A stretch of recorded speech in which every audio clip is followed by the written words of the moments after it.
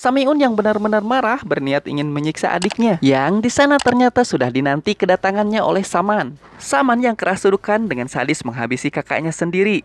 Tak cukup di situ, kemudian Saman kabur lalu membunuh ayam milik Pak Lurah. Lalu dia meneror Pak Marto dengan botol berisi darah ayam. Sementara di sekolah, Roh Buworo mulai meneror anak-anak. Di sekolah, Ayu yang sedang belajar mulai merasakan hal-hal aneh. Dan tiba-tiba hantu Buworo muncul di hadapannya. Setelah sekolah selesai, Ayu langsung bergegas pulang. Mendengar bahwa Saman telah berulah, lalu ia datang ke rumahnya bersama Adi dan diikuti warga lainnya. Betapa terkejutnya mereka semua melihat ada mayat Samiun yang sudah bersimbah darah. Adi yang tahu keberadaan Saman dan langsung datang ke sungai. Ya, di sana ternyata memang sudah ada. Lalu Saman seketika pingsan dan langsung dikurung di gudang milik Pak Lurah. Pak Lurah mengira Saman sudah terganggu dengan kejiwaannya sehingga ia tidak dapat diajak berbicara. Buningsih pun mencoba mengajak bicara, tapi sama saja. Tak selang lama, Saman diteror oleh roh kakaknya dan Buworo. Lalu benar-benar di luar dugaan saat mau diperiksa oleh Pak Lurah, Saman ternyata sudah tewas bundir. Keesokan harinya di kuburan Saman, Adi dan Ayu yang sangat terpukul karena kejadian ini, karena kehilangan salah satu teman dekatnya. Setelah itu Adi selalu merenung. Ia pun ketinggalan jauh pelajaran di sekolahnya, sehingga Buningsih menyuruhnya untuk menyelesaikan tugas di hari itu juga. Hingga saat waktunya sholat maghrib, Adi diteror. Adi pun langsung lari ketakutan keluar dari sana. Dan sekarang giliran Adi yang kerasukan. Setelah itu Adi suka bersikap aneh.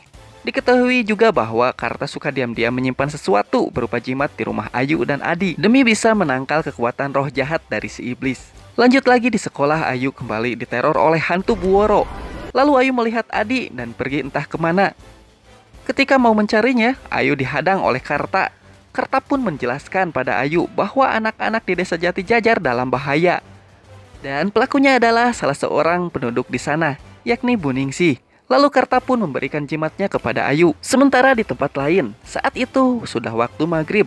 Ada seorang bocah bernama Bondan yang sedang asik bermain. Dari jauh ternyata ada Adi yang mengajaknya ke suatu tempat. Dan sejak itu Bondan, Adi menghilang entah kemana, yang membuat satu desa gempar. Keesokan harinya di sekolah, Ayu mulai curiga dengan Buningsih. Lalu memberikan jimat kepadanya demi bisa terbebas dari kekuatan si iblis. Tapi Buningsih tidak percaya dengan hal semacam itu. Lanjut lagi, sore harinya Ayu akan pergi sholat maghrib ke masjid. Padahal ayahnya sudah melarang karena kini tengah banyak kasus anak hilang di waktu maghrib. Ayu dengan niat baiknya tetap akan sholat berjamaah di masjid. Dengan bermodalkan nekat, Ayu pun pergi menggunakan sepeda. Tanpa disangka-sangka, di pertengahan jalan dia melihat Adi baru saja membunuh seekor hewan yang menggunakan celurit. Secara perlahan Adi mulai mendekatinya dan mengejar Ayu. Ayu tidak punya pilihan selain berlari sekuat mungkin. Kemudian Ayu meninggalkan sepedanya lalu berlari dengan sekencang berusaha menyelamatkan diri. Beruntungnya seorang ibu melihatnya kemudian menyelamatkan Ayu dari kejaran Adi. Tapi teror tidak hanya sampai di situ saja. Si ibu ini baru ingat jika pintu belakang belum dikunci. Ketika akan dikunci, sayangnya Adi lebih cepat. Dia berhasil menerobos masuk ke dalam rumah. Tetapi Adi hanya mengincar Ayu saja. Namun beruntungnya Adi berhasil dilumpuhkan oleh si Hansip. Dan Adi akhirnya berhasil disembuhkan oleh Pak Ustadz. Ya, di tempat lain Pak Marto mengalami hal yang mengerikan. Ketika dia sedang menunggu Ayu pulang, ia dikejutkan dengan mayat yang ada di samping warungnya. Dan saat dilihat, betapa kagetnya, itu adalah mayat Saman. Kenapa bisa terjadi seperti itu? Yaitu ungkapan bocah yang bernama Bondan yang ditemukan di bedug masjid. Mengaku ia diajak paksa oleh Adi untuk menggali kuburan Saman dan menyimpan mayatnya di warung Pak Marto. Lalu warga mulai berpikir bahwa ada seseorang yang membuat jahat di desanya. Warga pun menuduh Karta yang melakukan ini karena ia sering ketahuan menaruh sebuah barang berupa jimat. Tak butuh lama, warga langsung datang ke gubuk Karta lalu menghakiminya hingga dia babak belur dan disekap di gudang Pak Lurah. Keesokan harinya Ayu yang tidak enak badan dan tidak masuk sekolah, lalu dijenguk oleh gurunya Buningsih. Ayu teringat perkataan pamannya bahwa si iblis itu telah kembali berwujud Buningsih. Ayu yang panik mencoba mencegahnya dengan jimatnya. Tapi itu tidak ada efek apa-apa. Buningsih pun langsung menjelaskan ketika ia masuk ke desa ini merasakan aura Karta yang dicelakainya 30 tahun yang lalu. Buningsih pun berkata kepada Ayu untuk tidak ikut campur. Nah, Ayu sedikit beruntung karena di sana didatangi oleh roh Buworo sehingga Buningsih segera pergi dari rumah Ayu. Sementara di rumahnya Adi, bapaknya menyuruh Adi untuk segera sholat.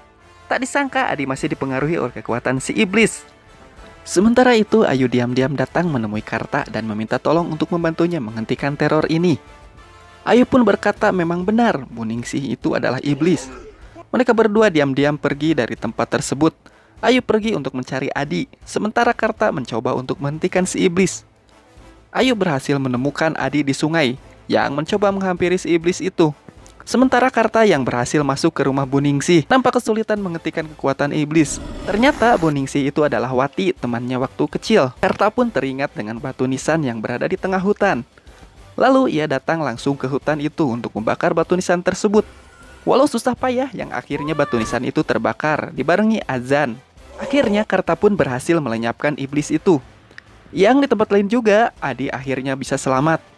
Beberapa hari kemudian, yang sepertinya itu di desa lain, ada seorang bocah yang tengah asik bermain sendirian. Seperti biasa terdengar lantunan lagu anak kecil dan dari jauh bocah itu melihat sosok Dedemit ternyata bangkit kembali. Dan film pun berakhir. Pelajaran yang bisa kita ambil dari film ini, janganlah biarkan anak-anak berkeliaran menjelang dan sesudah sholat maghrib. Karena waktunya sholat maghrib itu pendek, yang sebentar juga masuk sholat isya. Oke, gimana nilai film ini? Silahkan ketik di kolom komentar. Sampai jumpa di video selanjutnya.